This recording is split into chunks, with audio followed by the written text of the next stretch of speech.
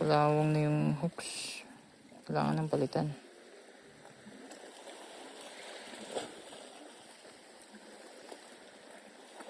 Caesar.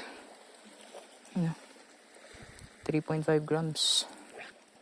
Try natin dito sa rod na to. Kaya bang ibato yung gagaan na lure.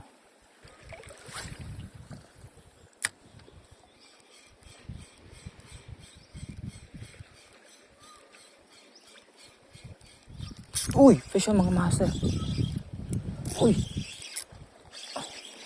Malakas na isda ito. Yun na nga. Kanuping. Lakas talaga ng kanuping kahit maliit.